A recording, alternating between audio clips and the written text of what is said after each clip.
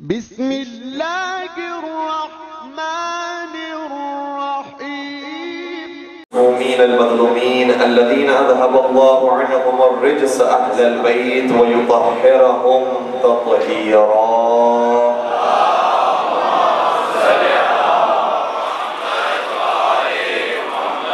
ولعنة الله على أعدائهم أجمعين. أما بعد فقد قال الله تبارك وتعالى في محكم كتابه المجيد وفرقانه الحميد. بسم الله الرحمن الرحيم. ثم أورثنا الكتاب الذين اصطفينا من عبادنا فمنهم ظالم لنفسه ومنهم مقتصد ومنهم سابق بالخيرات بإذن الله ذلك هو الفضل الكبير. درود پڑھ دیجئے محمد والا.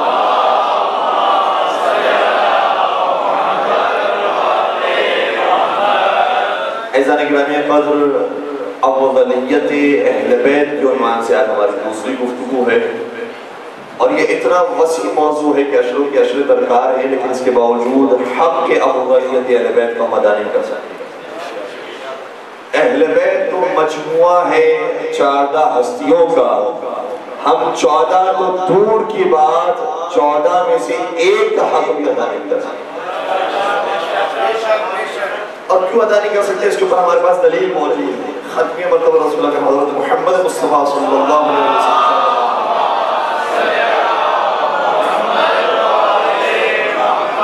صرف ایک ہستی کے بارے میں فرماتے ہیں، اور یہ حدیث وہ ہے کہ جو ہم نے ٹیلی ویژن میں بھی پڑھی تھی تو بہت سے ناصبیوں کو برداشت نہیں تھی.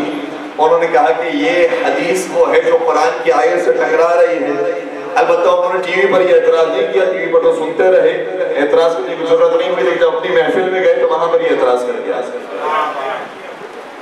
حدیث کیا ہے؟ اور پھر ہم نے اس کا جواب بھی پیش کیا کہ یہ ہم نے اپنی کتاب سے بیان نہیں کی ہے، آپ کے بزرگوں نے اس حدیث کو لکھی. اور باقاعدہ ایک مجلس کے اندر ہم نے پورے حوالوں کو پیش کیا ہے. 7-8 حوالے اس مجلس کے اندر بیان کیے تھے، باقی اپنے حوالے کو چھوڑ دیا تھا. اس میں سے ایک حوالہ ہمارے ذہن کے اندر ہے، سبت ابن جوزی نے تصورات الخواص کے اندر اس حدیث کو لکھا ہے کہ نبی اکرم نے ارشاد فرمایا لو ان الغیاب اقلام والبحر مداد والجنة حساب والانس كذاب ما احصوا فضائل علی بن ابی طالب. نبی اکرم ارشاد فرماتے ہیں، رسول صادق ارشاد فرماتے ہیں کہ اگر دنیا کے سارے درخت قلم بن جائیں اور سارا سمندر سیاہی بن جائے، لکھنے والے انسان ہو جائیں، حساب رکھنے والے جنات ہو جائیں، یہ پورا جہاں مل کر بھی علی کے فضائل کو لکھنے کی کوشش کریں، یہ ختم ہو جائے کہ فضائل علی ختم.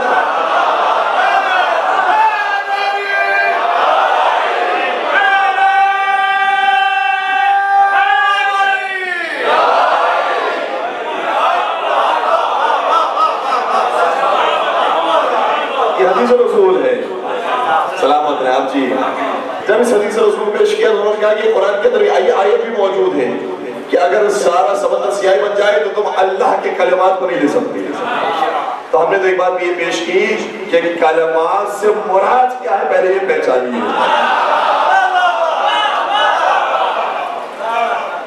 اور اگر فرض کرتے ہیں کہ کلمات سے مراد پنجتن پاک نہیں بھی ہے، چونکہ کلمات کی ایک تفسیر خود کو تو پہلے سنت کے طرف موجود ہے. شواہد التنزیل میں علامہ حسقانی نے لکھا ہے، علامہ سیوطی نے ذر المنصور کے اندر لکھا ہے کہ وہ کلمات جو جناب آدم علیہ السلام نے تعلیم پائے ہیں اور اس کے بعد کتابہ قبول ہوئی ہے کہ محمد و علی و فاطمہ والحسن والحسین.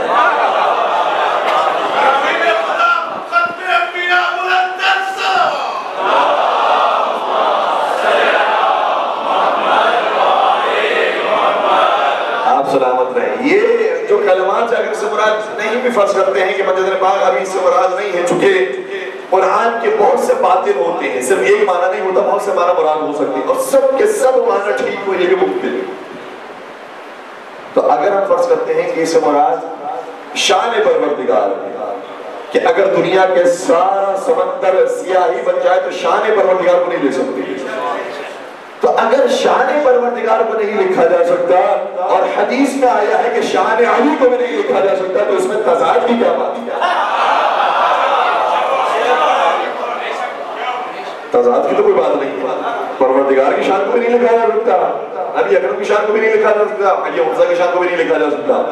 اور یہ کیوں ہے؟ بعض لوگوں کے ذہن میں یہ تصور ہے کہ کسی بھی چیز کے اندر پروردگار شریک نہیں ہو سکتا, جبکہ حقیقت یہ ہے کہ ربوبیت میں, خدا کی بندگی میں خدا کا کوئی اور شریک نہیں ہو سکتا. ورنہ بہت سے مقامات ایسے ہیں جس میں خود قرآن کریم نے بیان فرمایا ہے کہ میں شریک ہوں کسی اور کے ساتھ. اس میں سے ایک آیت وہ ہے جو ہر مسلمان ہر اذان سے پہلے پڑھتا ہے. وہ کون سی آیت ہے؟ ان اللہ وملائکتہ یصلون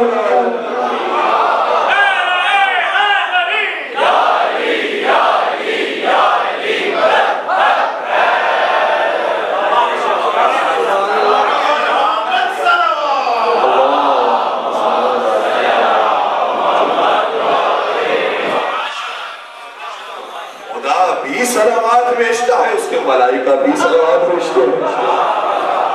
یہاں کوئی شرک نہیں ہے. اور وہ آیت جو موالیوں کے انشاءاللہ اذان علی کے اندر ہوگی, سورہ مائدہ کی 55 نمبر کی آیت, انما ولیکم اللہ ورسولہ والذین آمنوا الذین یقیمون الصلاۃ ویؤتون الزکاۃ وہم راکعون. تمہارے ولی صرف 3 ہی ہیں.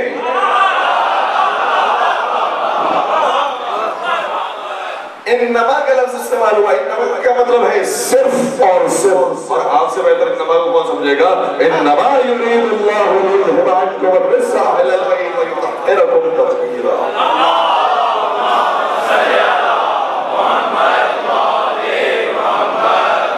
تو انما مطلب صرف اور صرف, صرف اور صرف تمہارے یہی 3 ولی ہیں. تو مزے کی بات یہ ہے کہ ہم بھی 3 کو مانتے ہیں, لیکن وہ 3 ہیں کہ جن کا ذکر قرآن میں آیا ہے. تمہارا ولی یا اللہ ہے یا اس کا رسول ہے یا وہ صاحبان ایمان ہے جو نماز قائم کرتے اور حالت رکوع زکات ادا کرتے.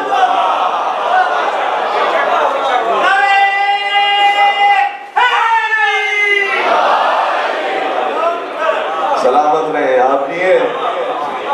تو یہاں پر بھی شریک ہے. ولایت میں پروردگار نے ولایت دی ہے, رسول اللہ کو بھی ولایت دی ہے اور علی مرتضیٰ کو بھی ولایت دی ہے. خود قرآن میں کئی سارے مقام پر کہا کہ یہ مرتبہ, یہ مقام ہمارے لیے ہے, تو کچھ ہمارے برگزیدہ افراد کے لیے بھی. اس کے اندر کوئی حرج نہیں ہے. اسی طریقے سے فضائل علی کو جس طریقے سے دنیا نہیں لے سکتی ہے, شان پروردگار کو بھی انسان بیان نہیں کرتا. تو یہاں پر صرف اہل بیت میں سے ایک فرد کا ذکر ہو رہا ہے. صرف علی مرتضیٰ کی بھی فضائل لکھنا چاہو گے تو تم ختم ہو جاؤ گے, علی مرتضیٰ کے فضائل کو بیان نہیں کر سکتے. لیکن اس سے بڑھ کر ایک جملہ وہ ہے کہ جو آیت اللہ قزوینی نے بیان کیا ہے. یہ کون سے ہمارے مجتہد ہیں؟ یہ وہ ہیں کہ جنہوں نے اسی فضائل کے فیلڈ پر کام کیا. اچھا, ہمارے نوجوانوں سے ہم یہ عرض کریں گے کہ جس طرح کے صاحب یونیورسٹی کے اندر جاتے ہیں, دنیاوی تعلیم حاصل کرنا چاہتے ہیں, تو وہاں پر مختلف شعبے بنے ہوئے ہیں. ہسٹری کا شعبہ بنا ہوا ہے, سائنس کا شعبہ بنا ہوا ہے, بایولوجی کا, زوٹنی کا بنا ہوا ہے, اور بوٹنی کا بنا ہوا ہے, زولوجی کا بنا ہوا ہے. مختلف شعبے بنے ہوئے ہوتے ہیں دنیاوی فیلڈ کے اندر. اسی طریقے سے اب دنیا اتنی ترقی کر چکی ہے اور اتنے ڈیپ ریسرچ ہو رہی ہے کہ جب دین کی تعلیمات بھی حاصل کی جاتی ہے تو مختلف شعبوں کے ایکسپرٹس موجود ہیں. کوئی فقہ کا ایکسپرٹ ہے, کوئی تفسیر کا ایکسپرٹ ہے, کوئی کلام کا ایکسپرٹ ہے, عقائد کا ایکسپرٹ ہے, کوئی تاریخ کا ایکسپرٹ ہے. تو ان کا جو کام ہے وہ یہ ہے کہ یہ مناظروں کے اندر اور فضائل کو بیان کرنے کے اندر ایکسپرٹ ہے. یہ ان کا شعبہ ہے. اور وہ نوجوان جو دلچسپی رکھتے ہیں وہ انشاءاللہ اس ویب سائٹ کو بھی ضرور دیکھیں گے. آیت اللہ قزوینی کی ویب سائٹ ہے waliasr-allah-sharif.com. اس کی اسپیلنگ آپ کی میں بیان کر رہا ہوں, نوٹ کرنا چاہے تو لکھیے گا waliasr-aj.com. یہ ویب سائٹ وہ ہے کہ جو 4 زبانوں میں کام کر رہی ہے, اس میں سے ایک اردو بھی. تو اردو میں آپ اگر دیکھنا چاہیں, ریسرچ کرنا چاہیں, پڑھنا چاہیں, اور بہت سے علمی مقالے موجود ہیں. اردو میں بھی ہے, انگلش میں بھی ہے, فارسی میں بھی اور عربی میں. آیت اللہ قزوینی جن کی یہ فیلڈ ہے, ان کا اس حدیث کے بارے میں جملہ بڑا عجیب ہے کہتے ہیں کہ میرے رسول نے سچ فرمایا کہ فضائل علی کو لکھنا چاہیں تو ہم ختم ہو جائیں گے، فضائل علی کو لکھ نہیں سکیں گے، لیکن میرا جملہ اور میرا تصحیح اس سے بڑھ کر یہ ہے کہ فضائل علی تو بہت دور کی بات، ان فضائل میں سے کسی ایک فضیلت کو بھی دنیا جہاں مل کے لکھنا چاہے تو ختم ہو جائے گی، اس ایک فضیلت کو بھی ہم پتہ نہیں کر سکتے۔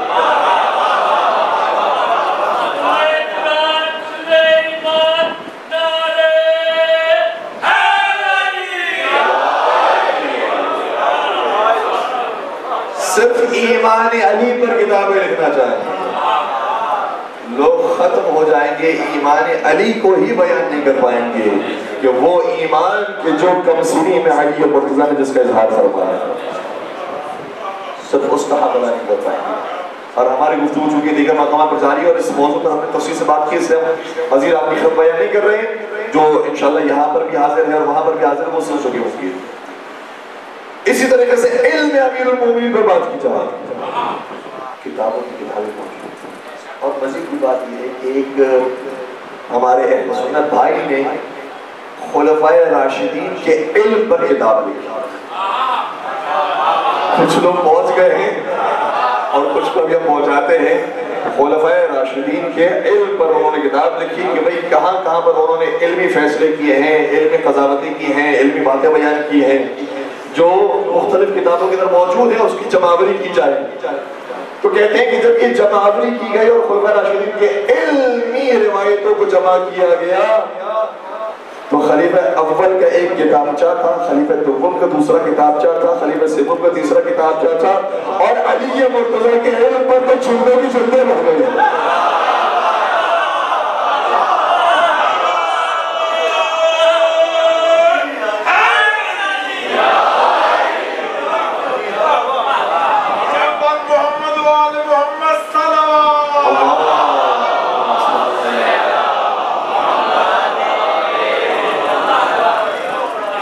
کسی پڑھے لکھے مفتی نے یہ سمجھایا کہ بھائی اس کو چھاپنا بند کرو، اس میں تم ہمارا فائدہ نہیں کر رہے ہو، ہمارا نقصان کر رہے ہو، اس لیے اس کی تشہیر بند کرو۔ تو خود ایک مجموعہ جو ہم تک پہنچا ہے اور بہترین مجموعہ جو ہر ایک کے گھر کے اندر موجود ہوگا انشاءاللہ، نہج البلاغہ کی صورت میں۔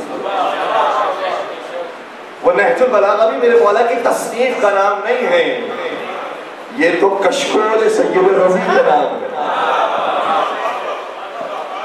انہوں نے اپنے ظرفیت کے مطابق جتنا جمع کر سکتے تھے جمع کرنے کی کوشش کی ہے، اور اس کا نام ہی رکھا ہے نہج البلاغہ۔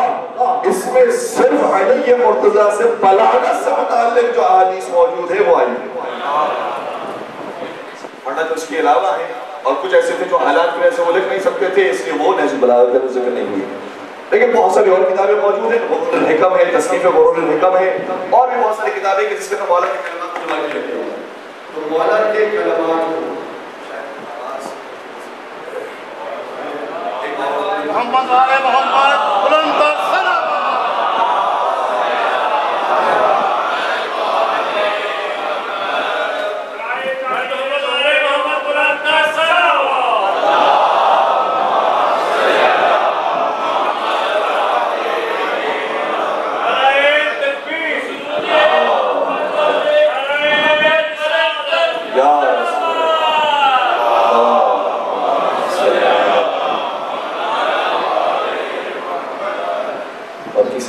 کہا تھا کہ بحر دانش کے شناور ہی کو در کہتے ہیں، ادب ہند میں اس لفظ کو گر کہتے ہیں، ادب ہند میں اس لفظ کو گر کہتے ہیں، فکر کی آخری منزل سے بھی بالا ہے علی، فکر کی آخری منزل سے بھی بالا ہے علی، فکر کی آخری منزل کو تو ہور کہتے ہیں۔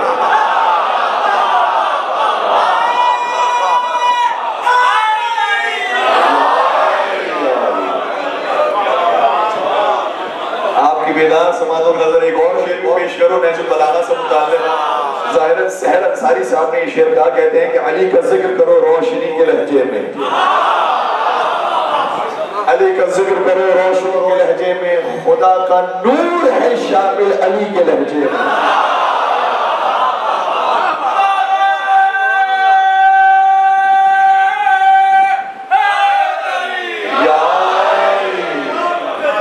علی کا ذکر کرو روشنی کے لہجے میں، خدا کا نور ہے شامل علی کے لہجے میں۔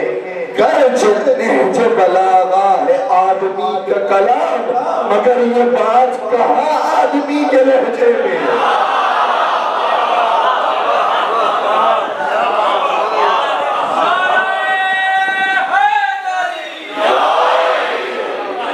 یہ کلام وہ ہے جو فوق کلام المخلوق و تحت کلام الخالق۔ یہ خالق کے کلام سے نیچے ہے، قرآن مجید کے برابر تو کوئی کلام نہیں کر سکتا، لیکن ہاں مخلوقات میں سے بھی کسی کا کلام ان کے کلام کے برابر بھی نہیں ہو سکتا۔ یہ نہج بلاغہ ہے، اور اسی لیے تو کوئی کہا کرتا تھا، اے علی جب بھی آپ سے کوئی مسئلہ پوچھنے کے لیے آتا ہے اور فوراً جواب دے دیتے ہیں، تھوڑا سا تعامل کیجئے، صبر کیجئے، سوچ وچار کیجئے، پھر جواب دے، ایسا نہ ہو کہ تبدیل کرنا پڑ جائے۔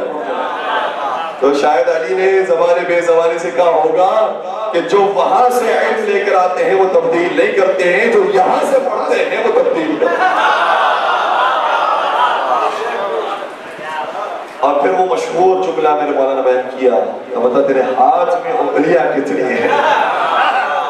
اس نے کہا کہ 5 انگلیاں ہیں۔ کہا گن کر بیان نہیں کیا، مجھے گننے کی ضرورت نہیں ہے، مجھے معلوم ہے میرے سامنے ہوتی ہے کہ تو سریگوں سے سامنے تیری انگلیاں موجود ہے، کائنات کی ہر شے ہمارے سامنے۔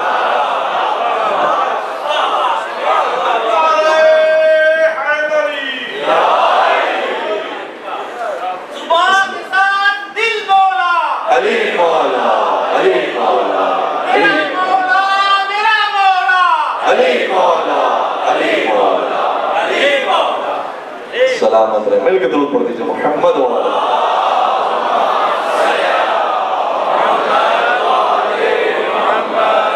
اور کئی سارے علمی واقعات ہیں اور آپ سنتے رہتے ہیں، میں کس چیز کو بیان کروں اس کو چھوڑوں، لیکن ایک واقعہ جو ہمارے ذرا معروف نہیں ہے اور کم معروف ہے اس کو بیان کرنے کی کوشش کروں گا۔ 2 لوگ تھے جو آپس میں کھانا کھا رہے تھے، ایک کے پاس 3 روٹیاں تھی، دوسرے کے پاس 5 روٹیاں تھی۔ یہ دونوں بھی مصروف غذا تھے کہ درمیان میں ایک تیسرا شخص تھا۔ اس نے کہا مجھے بھی کھلاؤ گے؟ آ جاؤ بیٹھ جاؤ ہمارے ساتھ۔ ان دونوں نے اپنی روٹیاں بھی اس کے ساتھ شیئر کی، تینوں نے پیٹ بھر کے کھانا کھایا۔ جب وہ تیسرا شخص جو آیا تھا ان کے ساتھ بیٹھ کر کھانا کھانے کے لیے جانے لگا تو درمیان میں 8 درہم چھوڑے اور چلا گیا۔ اچھا جب تک پیسے نہیں آئے تھے دونوں خوشی خوشی تھے، لیکن جہاں درمیان میں پیسے آ گئے دونوں میں اختلاف ہو گیا۔ وہ کہنے لگا کہ بھائی تمہاری تو 3 روٹیاں تھی، اس لیے تم 8 میں سے 3 رکھو، اور میری 5 روٹیاں تھی لہذا مجھے 5 ملے۔ اس نے کہا کہ نہیں، میرے پاس جتنا تھا میں نے بھی رکھ دیا، تمہارے پاس جتنا تھا تم نے بھی رکھ دیا، برابر برابر سے تقسیم ہونا چاہیے۔ لیکن کتنے میں لڑائی ہو رہی ہے؟ وہ کہہ رہا ہے کہ 5 میرے ہیں، 3 تمہارے، وہ کہہ رہا ہے کہ 4 میرے 4 تمہارے۔ کتنا میں لڑائی ہو رہی ہے؟ صرف 1 درہم کے اضافے، 1 درہم کے اوپر لڑائی ہو رہی ہے۔ دونوں کہا کہ اب طے کریں کون کرے گا کہ کون سے ہی کہہ رہا ہے۔ آئے حلال مشکلات امیر کائنات حضرت علی بن ابی طالب صاحب اسلام کی خدمت۔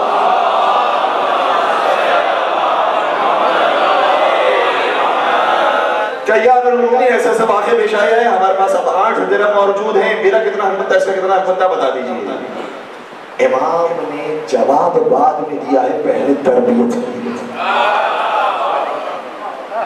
یہی فرق ہے دنیا کے استادوں میں، دنیا کے ٹیچرز میں اور الہی ٹیچرز میں، کہ وہ صرف تعلیم دینے کے لیے نہیں آئے، تربیت کرنے کے لیے بھی آئے ہیں۔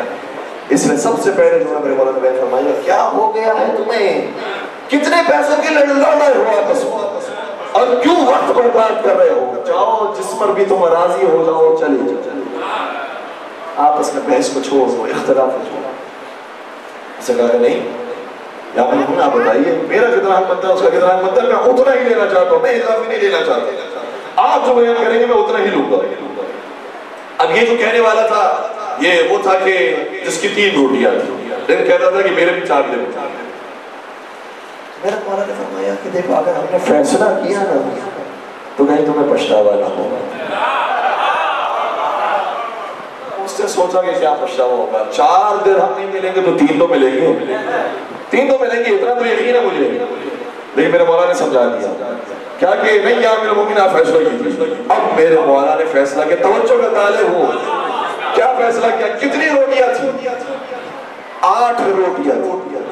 کتنوں نے کھائی؟ 3 لوگوں نے کھائی. میرے مولا نے فرمایا 8 روٹیوں کے 3 ٹکڑے کر دو. تم سب نے برابر سے کھائی ہے, 8 کی 8 روٹیوں کی ہر روٹی کے 3 ٹکڑے کر دو. 8 کے 3 ٹکڑے ہوئے ہوں گے تو کتنے بنے گے؟ ماشاءاللہ سلامت رہے, 24 ٹکڑے بنے گے. کیا فرض کرو کہ تم نے بھی برابر سے کھایا, اس نے بھی اتنا ہی کھایا, اس نے بھی اتنا ہی کھایا, تو سب نے کتنا کھایا ہوگا؟ کتنا کھایا ہوگا؟ 8 ٹکڑے سب نے کھایا ہوگا. کہ یہ بتاؤ کہ تمہاری 3 روٹیاں تھی نا, تمہاری 3 روٹیوں کے کتنے ٹکڑے بنتے ہیں؟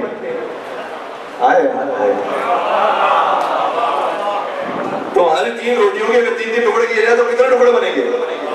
9 ٹکڑے بنیں گے. کیا 9 میں سے تو تم نے خود اپنے 8 کھا لیے.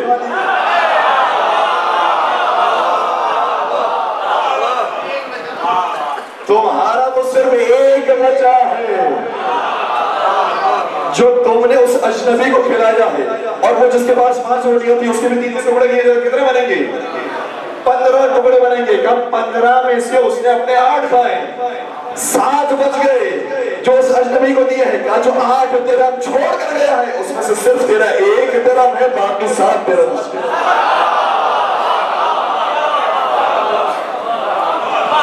عظمت امیر المومنین کو صلوات پڑھ دیجیے. محمد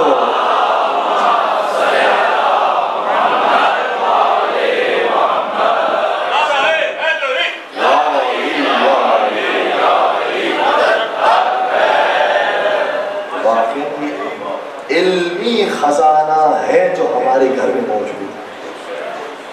اس کو پڑھنے کی ضرورت ہے, اور معاف کیجیے گا اس کے پڑھنے کی وجہ کیا ہے؟ پڑھنے کی وجہ یہ ہے انسان کے سمجھنے کے لیے 2 چیزیں ہوتی ہیں, ایک تعلیم ہوتی ہے, دوسری تربیت ہوتی ہے. تعلیم وہ ہوتی ہے جو ایک مرتبہ سکھا دی جائے تو محفوظ ہوتے ہیں. 2 جمع 2 کتنے ہوتے ہیں؟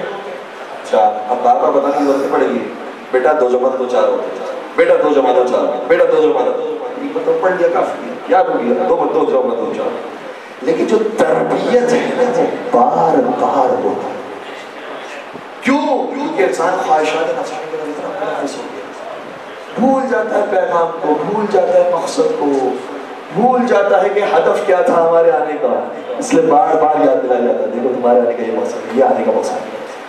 تو تعلیم تو ہمیں پھر بھی کہیں نہ کہیں سے حاصل ہو جائے گی, لیکن ہماری تربیت کے لیے خدا نے یا قرآن بھیجا ہے یا اہل بیت نے.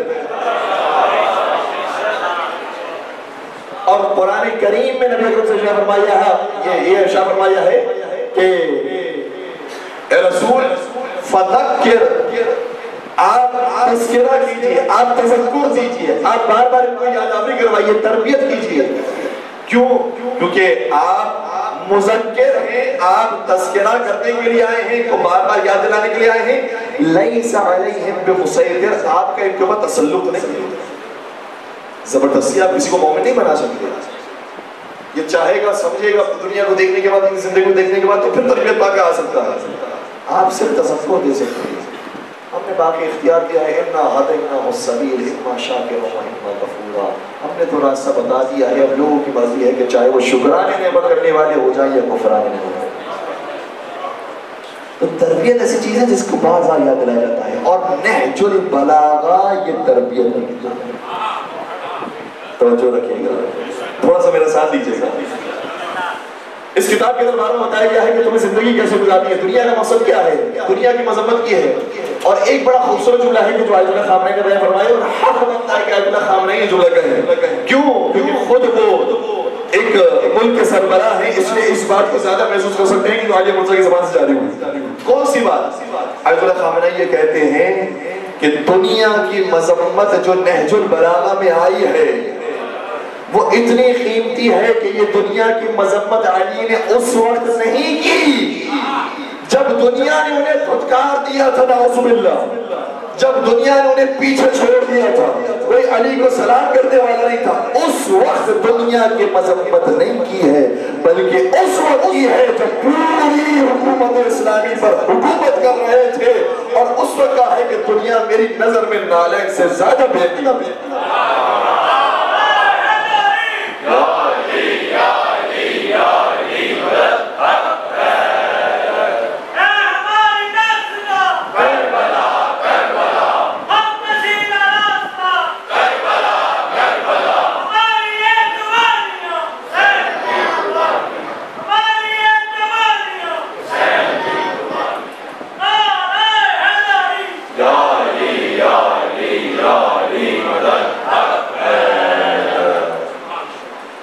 تو یہ نہج البلاغہ کے اندر جو جملے آئے ہیں دنیا کی مذمت میں، کبھی فرمایا کہ میری نظر میں دنیا بکری کی چھینک سے زیادہ حقیر ہے۔ یہ تربیت کی ضرورت ہے، انسان پہچانے کہ میں کسی غلط سمت کی طرف تو نہیں جا رہا، بار بار یاد آنے کی ضرورت ہے، اس لیے اسے بار بار کھول کے پڑھنا چاہیے۔ قرآن کریم کے بارے میں بھی یہی ہے، اسے بار بار کھول کے پڑھنا چاہیے۔ ایسا نہیں کہ ہم نے ایک مرتبہ ختم قرآن کر لیا، اپنے بچے کو ایک مرتبہ ختم قرآن کروا دیا، کافی ہو گئی بات۔ بار بار پڑھے، ترجمے کے ساتھ پڑھے، سمجھ کر پڑھے، تاکہ تربیت حاصل کریں۔ عزیز و بیدار بات ہماری اور آگے بڑھے گی انشاءاللہ، ہمارے پاس کچھ اور وقت موجود ہے۔ علی مرتضیٰ نے مختلف علوم پر کلام کیا ہے، علم تفسیر پر بھی گفتگو کی ہے، علم فقہ پر بھی گفتگو کی ہے، علم کلام پر بھی گفتگو کی ہے، علم تاریخ پر بھی گفتگو کی ہے، علم دنیا پر بھی گفتگو کی ہے، علم دین پر بھی۔ اور کیوں گفتگو کی؟ اس لیے گفتگو کی کیونکہ قرآن کی آیت ہے۔ سورہ یاسین میں ارشاد ہوتا ہے کہ اِنَّا نَحْنُ نُحْيِي الْمَوْتَى وَنَكْتُبُ مَا قَدَّمُوا وَآثَارَهُمْ وَكُلَّ شَيْءٍ أَحْصَيْنَاهُ فِي إِمَامٍ مُبِينٍ۔ توجہ رکھیے گا، قرآن کریم میں سورہ یاسین کی آیت یہ ہے کہ ہم ہیں جو مردوں کو زندہ کرنے والے ہیں، اور ہم ہیں جو ان کے نام اعمال کو لکھ رہے ہیں، اور ہم ہیں جو نہ صرف ان کی گزشتہ زندگی کو لکھ رہے ہیں بلکہ وہ جو کچھ کر کے گئے ہیں اور اس کے آثار اب تک باقی ہیں، اس کو بھی لکھ رہے ہیں۔ کتنے ہی ایسے لوگ تھے جنہوں نے مسجدیں بنا دی اور اس دنیا میں نہیں رہے، لیکن ان کے نام اعمال میں ثواب لکھا۔ کتنے ہی ایسے جنہوں نے امام بارگاہیں بنائے، کتنے ہی ایسے جنہوں نے لائبریریز بنائی، کتنے ہی ایسے جنہوں نے اسکولز بنائے، کتنے ہی ایسے جنہوں نے ہاسپٹلز بنائے، ان کے نام اعمال میں اب بھی لکھا جا رہا ہے۔ اور پھر قرآن یہ کہتا ہے وَكُلَّ شَيْءٍ أَحْصَيْنَاهُ فِي إِمَامٍ مُبِينٍ، اور ہم نے دنیا کی ہر چیز کو محسوس کر دیا ہے امام مبین۔ توجہ لگا دو، جب یہ آیت نازل ہوئی تو اس زمانے کے بزرگوں کو یہ آیت سمجھ نہیں آئی کہ اس آیت میں امام مبین سے مراد کون ہے۔ اور یہ عجیب بات ہے کہ حیات رسول میں جب قرآن ان کے لیے کافی نہیں ہوا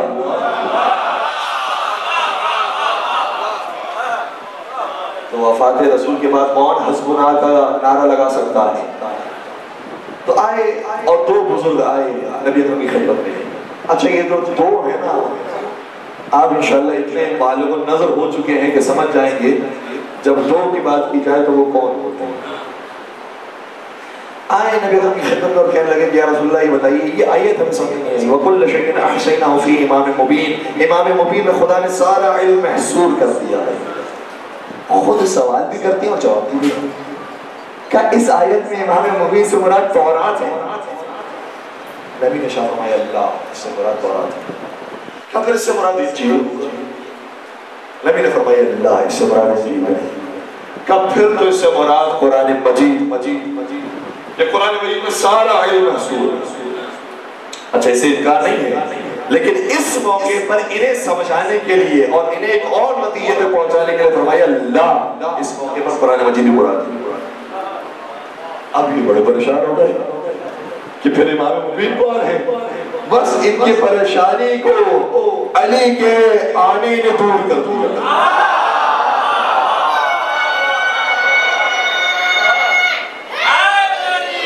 ابھی مسجد میں گفتگو ہو رہی تھی، کیا دیکھا؟ نبی نے دیکھا کہ حضرت علی مرتضیٰ مسجد کے دروازے میں داخل ہوتا، اور جیسے ہی نگاہ مصطفیٰ علی مرتضیٰ پر پڑی، فرمایا ہوا ھذا انہ الامام الذی احصى اللہ تبارک و تعالی فیہ علم کل شیء، ارے یہی تو وہ امام ہے جس میں خدا نے کائنات کا سارا علم محصول کر دیا۔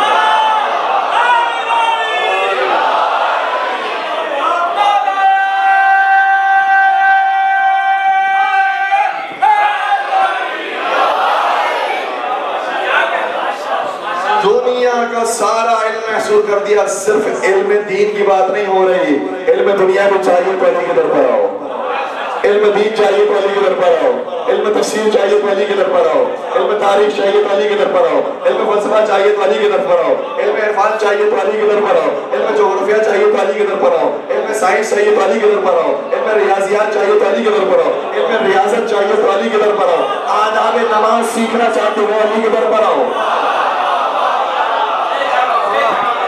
آداب زکات سیکھنا چاہتے ہو علی کے در پر آؤ، آداب جہاد سیکھنا چاہتے ہو علی کے در پر آؤ، آداب عدالت سیکھنا چاہتے ہو علی کے در پر آؤ، آداب سیاست سیکھنا چاہتے ہو علی کے در پر آؤ۔ مجھے کہنے دیجئے کہ تمام مسائل سے چھٹکارا چاہتے ہو تو علی کے در پر آؤ، اور ہلاکت سے بچنا چاہتے ہو تو علی کے در پر آؤ۔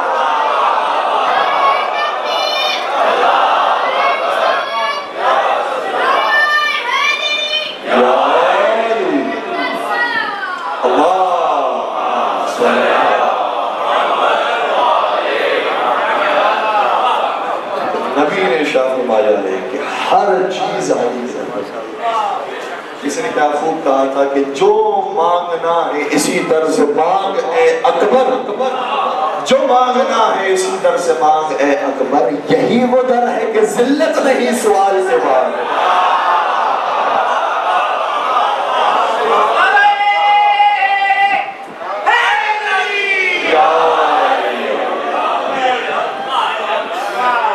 حضرت علی مرتضیٰ سے مانگنے میں کوئی ذلت ہے، ایسا دینے والے ایسے سخی ہیں، اپنے دشمنوں کو بھی دیا، اپنے دشمنوں کو بھی دیا ہے، اور بڑے کھلے دل کے ساتھ دیا، یا انہوں نے بھی کہا لولا علی اللہ، اگر علی نہ ہوتے تو ہم بھی ہلاک ہوتے۔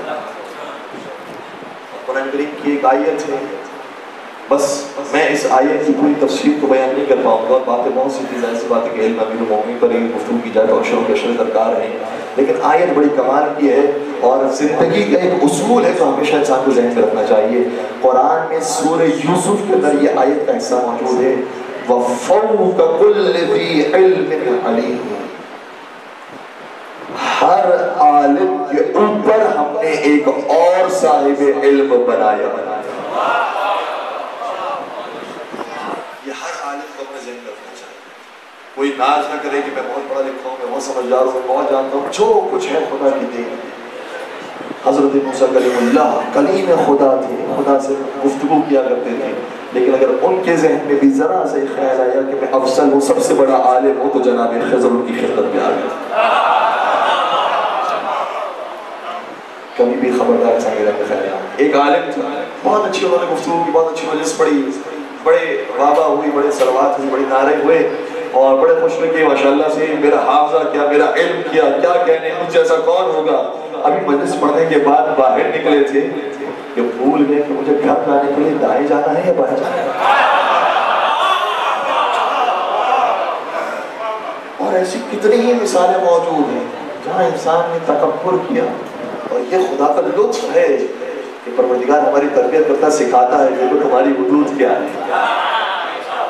کس حد کے اندر۔ اور جب علم کی بات آ جائے تو پھر قرآن کریم کی آیت یہ ہے کہ جو سب سے بڑے عالم ہیں، یعنی علی مرتضیٰ کی بھی استاد، شہر علم، نبی اکرم حضرت محمد مصطفیٰ صلی اللہ علیہ وسلم،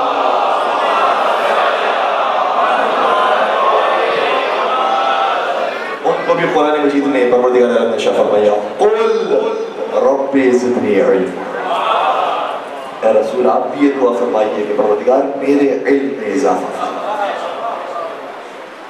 جب نبی کی یہ کیفیت ہے تو ہماری تو کوئی اوقات ہی نہیں تھا، کیا ہے؟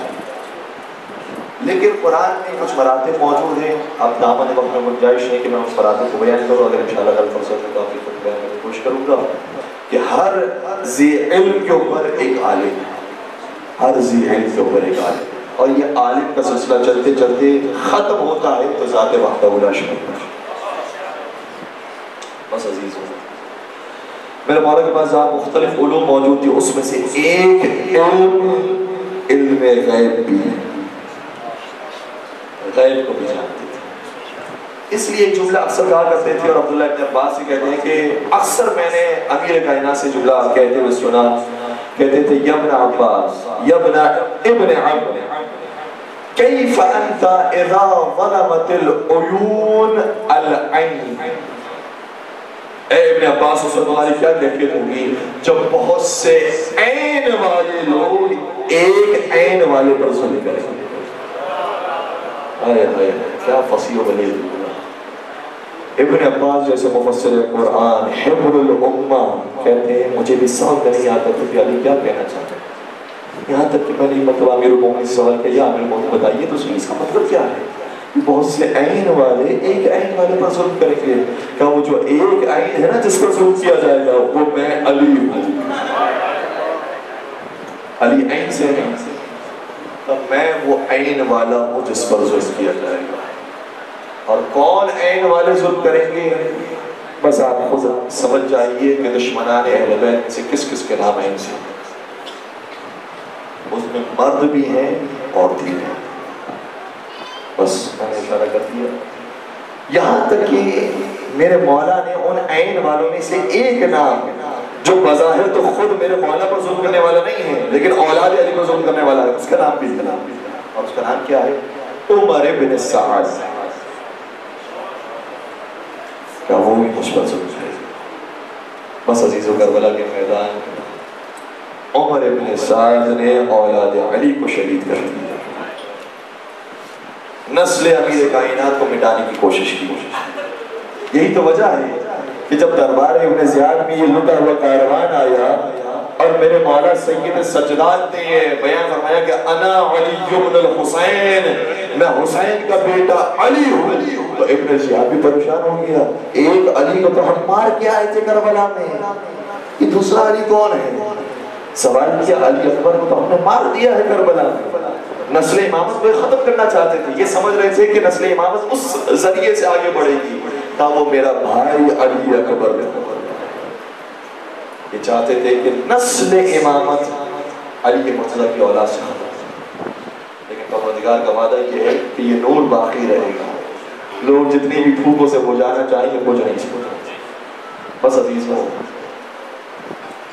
میرے مولا کا کارواں اب منزلوں کو طے کرتا کرتا کربلا کی سرزمین سے قریب اشرف اللہ. جب کربلا کی سرزمین سے قریب ہو رہا تھا تو ایک طرف کاروان حسینی کربلا کی طرف جا رہی ہے, دوسری طرف سے یہ اطلاع ملی کہ کوفے میں مسلم کو شہید کر دیا گیا.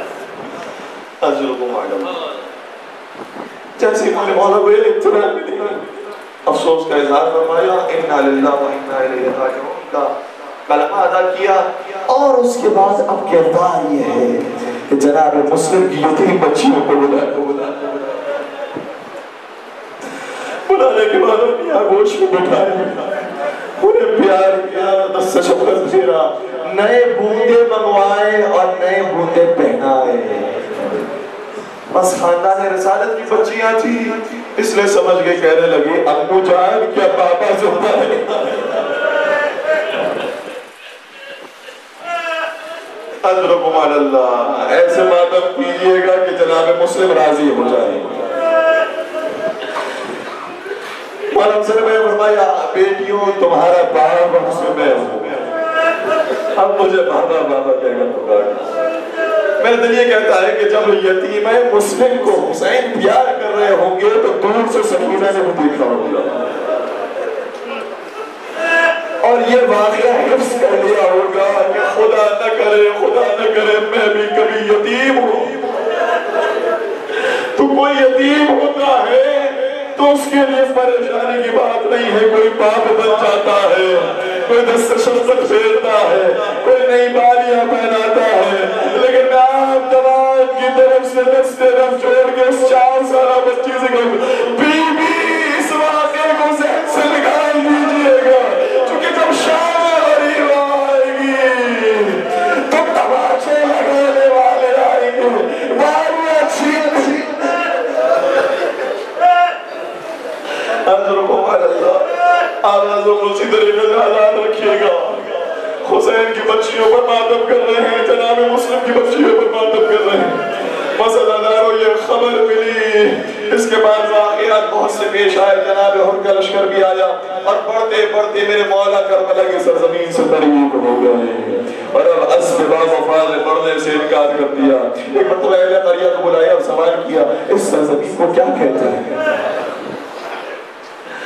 کیا وارث علم علی نہیں ہے؟ کیا نہیں جانتے کہ اس سرزمین کو کیا کہتے ہیں؟ لیکن دنیا والے کو بتانا بھیا کوئی سرزمین کا نام کیا ہے، کہیں کوئی زمین کا نام نہ بھول جائے۔ اس نے سوال کیا اس سرزمین کو کیا کہتے ہیں؟ کسی نے آگے بتایا مولا اس سرزمین کو نینوا کہتے ہیں۔ کہا اس کا کوئی دوسرا نام بھی ہوگا؟ کہا کہ ہاں مولا اس کو غازریہ کہتے ہیں۔ کہا اس کا کوئی تیسرا نام بھی ہوگا؟ کہا مولا اس کو ماریہ کہتے ہیں۔ کہا اس کا کوئی چوتھا نام بھی ہوگا؟ کہا مولا اس کو شد فرات بھی کہتے ہیں۔ مولا کسی اور نام کے انتظار میں تھے اور وہ نام وہ ہے جو آدم علیہ السلام کو بھی یاد ہے، نوح علیہ السلام کو بھی یاد ہے، ابراہیم علیہ السلام کو بھی یاد ہے، موسیٰ علیہ السلام کو بھی یاد ہے، عیسیٰ علیہ السلام کو بھی یاد ہے۔ ان سب کی سواریاں گزری ہے تو کربلا کی زمین سے گزری ہے اور انہیں یاد دلوایا گیا ہے۔ آخر رسول کا نواسا اسی سرزمین میں 3 دن کا بھوکا پیاسا مارا جائے گا۔ اس لیے کبھی کوئی زخمی ہوا، کبھی کوئی پریشانی آئی، لیکن مجھے عزیزوں کہنے دیجیے جتنے بڑے بڑے انبیاء آئے ہیں وہ کربلا پہنچنے کے بعد گریہ کرتے ہیں اور آگے بڑھ جاتے ہیں، لیکن اب جو کربلا میں داخل ہونے والا ہے اسے تا قیامت کربلا میں رہنا۔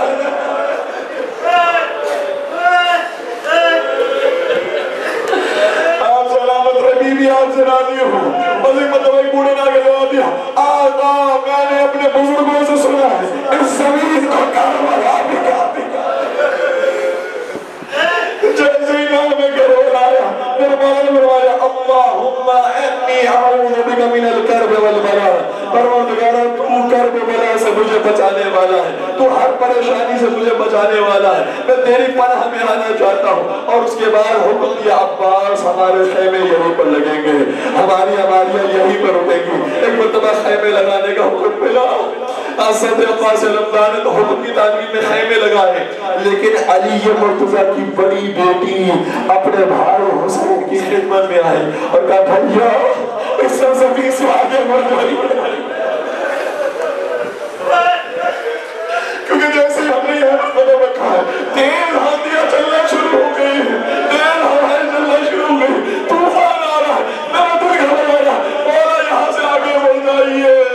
اور اس کے بعد آخری جملہ جا فرمایا بھیا میں نے اس کی خاک بھی کی ہے، اس کی خاک میں آپ کے خون کی بھوک ہے۔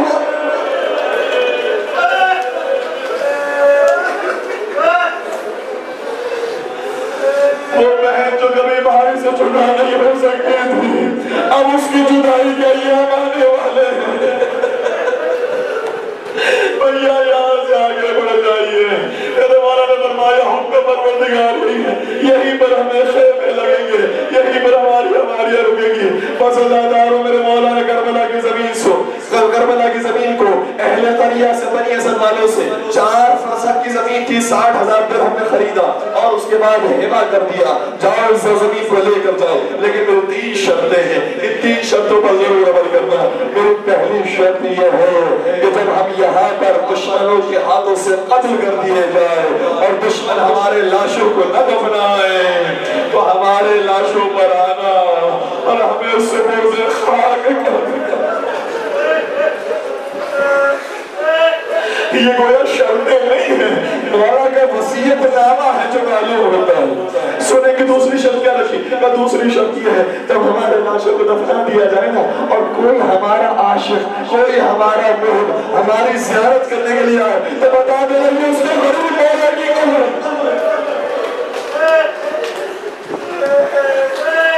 کربلا کو آباد کرنے کا کیسا انتظام میرے مولا نے کیا۔ اس کے بعد آخری شرط رکھی، قبر آخری شرط یہ ہے جب میرے زائر آئے نا تو انہیں 3 دن کا مہمان رکھنا، ان کے کھانے کا بھی اہتمام کرنا، ان کے پینے کا بھی اہتمام کرنا، 3 دن تک انہیں مہمان رکھنا۔ میں کہوں گا یا حسین مظلوم آپ صرف 3 دن کو مہمان رکھنے کی بات کیوں کرتے ہیں؟ 7 دن کی بات کیجئے، 10 دن کی بات کیجئے، ہم زیادہ سے زیادہ کربلا میں رکھنا چاہتے ہیں۔ میرے مولا کی حالت آئی تم سمجھے نہیں، ہم تمہیں 3 دن کے اس لیے مہمان رکھنا چاہتے ہیں کیونکہ ہم 3 دن کے بھوکے پیاسے مارتے ہیں۔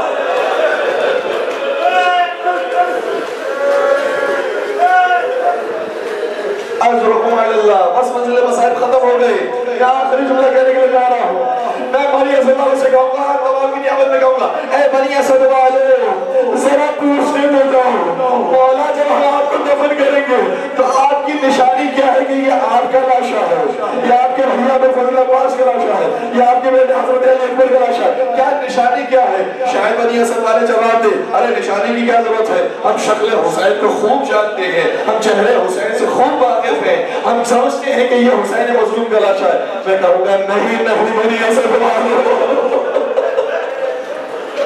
کسی بھی انسان کی پہچان ہوتی ہے تو دو ہی طرح سے ہوتی ہے, یا سر سے ہوتی ہے